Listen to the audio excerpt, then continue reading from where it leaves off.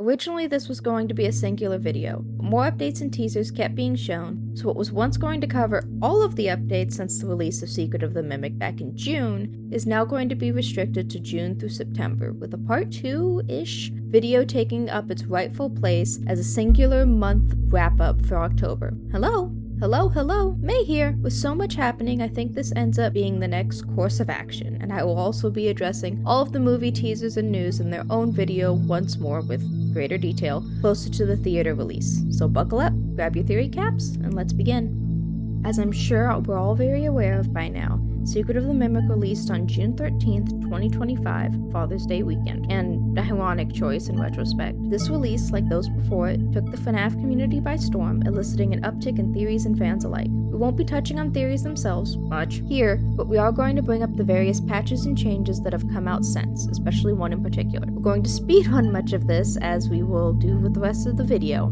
Now, for the most part, these changes were normal update patches, hotfixes, bug repairs, and the like. However, mixed in with the September 16th version 1.004 update, a mysterious file and animation were included. HDRI_warehouse_00_silhouette.uasset. A silhouette seen from the security office in the same room as the digityper. It can be seen both before the Jackie chase sequence and again at 4 a.m. when Arnold has the choice to stay or leave the facility. Who or what is this? Perhaps we'll find out in another video. Released on September 23rd, 2025, the Five Nights at Freddy's Ticket to Fun Ephemera Kit is an interactive 16-page pamphlet, a crossword puzzle, a poster, a UV flashlight, a Toy Freddy security badge, a window cling, 3 Toy Freddy arcade tickets, a red Fazbear wristband, 3 miniature golf-sized colored pencils in red, blue, and yellow, and a few other things. You can check my other videos for a full breakdown of this kit, but the biggest lore bomb to come out of this is the heavy implication that Charlie died at Freddy's location rather than a Fredbear's, and most likely at a, or perhaps the, location with Toy Chica. Additional lore implications include not only Mike Schmidt possibly working at the FNaF 2 location and possessing Jeremy Fitzgerald's Night 5 paycheck, or at least that one has inherited things from the other. Anyway, to Leon Riskin. The next point of interest are the 2 Leon Riskin tweets that we will be covering in this video. First, some background.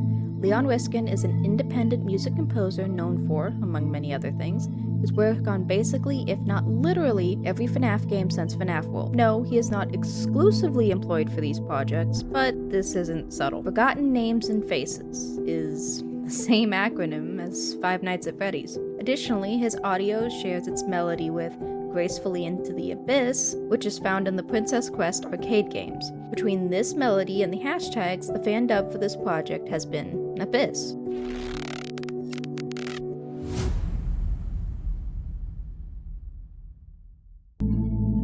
In fact, this poem by Tom Woodliff, titled Abyss, furthered the notion to the fan naming, though it provided no additional hints other than the hashtags indicating that he knew that he was taunting theorists and lore hunters. From here, however, there was nearly a 2-week gap in any sort of teaser, cryptic or otherwise, from anywhere. The next cryptic tweet came from Leon Riskin again on the 1st of October, however, that will be covered in the next video.